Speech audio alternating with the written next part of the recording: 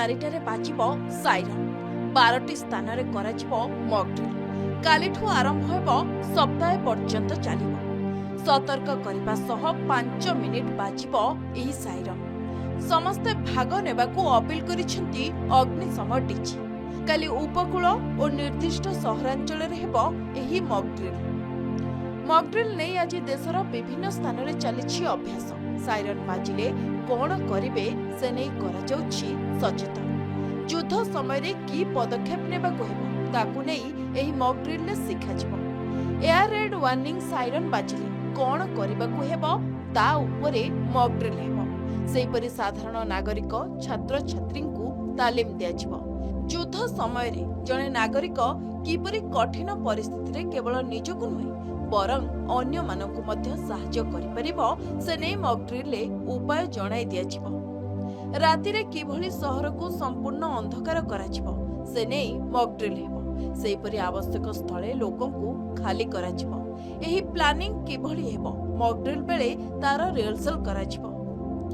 ଓଡ଼ିଶାର 12ଟି ସ୍ଥାନରେ ହେବ ସିଭିଲ ଡିଫେନ୍ସ ମକ୍ ଡ୍ରିଲ୍।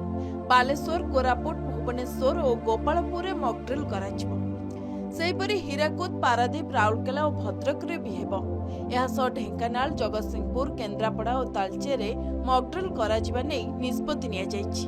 ଏନେଇ 12 ଜିଲ୍ଲାର ଜିଲ୍ଲାପାଳ ଓ ଅଧିକାରୀମାନଙ୍କ ସହିତ ଆଲୋଚନା କରିଛନ୍ତି ଗୃହ ସଚିବ ସତ୍ୟବ୍ରତ ସାହୁ। ଗତକାଲି ରାତିରେ ପଞ୍ଜାବ ଫିରୋଜପୁରରେ ବ୍ଲାକ୍ଆଉଟ୍ ମକ୍ ଡ୍ରିଲ୍ ହୋଇଥିଲା। ଏହା ପୂର୍ବରୁ କେବଳ 1971 ମସିହା ଯୁଦ୍ଧ ବେଳେ ଏଭଳି ମକ୍ ଡ୍ରିଲ୍ ହୋଇଥିଲା। ପହଲଗାମ ଆକ୍ରମଣ ପରେ ଦୁଇ ଦେଶ ଯୁଦ୍ଧ ପ୍ରସ୍ତୁତି କରୁଥିବା ବେଳେ ବିଭିନ୍ନ ରାଜ୍ୟକୁ ମକ୍ ଡ୍ରିଲ୍ କରିବାକୁ କୁହାଯାଇଛି। ମକ୍ ଡ୍ରିଲ୍ ନିର୍ଦ୍ଦେଶ ପରେ ଦିଲ୍ଲୀର ବିଭିନ୍ନ ସ୍ଥାନରେ ସୁରକ୍ଷା ବ୍ୟବସ୍ଥା ବଢ଼ାଇ ଦିଆଯାଇଛି। ହରିୟାଣା ଏବଂ ଉତ୍ତରପ୍ରଦେଶ ସୀମାରେ ପୋଲିସ ଏବଂ ଅର୍ଦ୍ଧସାମରିକ ବଳ ନିୟୋଜିତ ହୋଇଛନ୍ତି।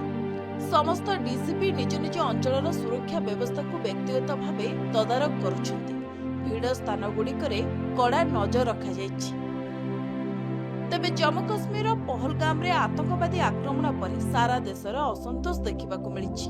ସାଧାରଣ ଲୋକଙ୍କଠାରୁ ଆରମ୍ଭ କରି ରାଜନେତାଙ୍କ ପର୍ଯ୍ୟନ୍ତ ସମସ୍ତେ ପାକିସ୍ତାନ ବିରୋଧରେ କଠୋର କାର୍ଯ୍ୟାନୁଷ୍ଠାନ ପାଇଁ ଦାବି କରୁଛନ୍ତି ଏବଂ ଯୁଦ୍ଧ ଆଶଙ୍କାକୁ ନେଇ ଏଭଳି ମକ୍ ଡ୍ରିଲ୍ କରିବା ପାଇଁ ନିର୍ଦ୍ଦେଶ ଦେଇଛନ୍ତି ଗୃହ ମନ୍ତ୍ରାଳୟ।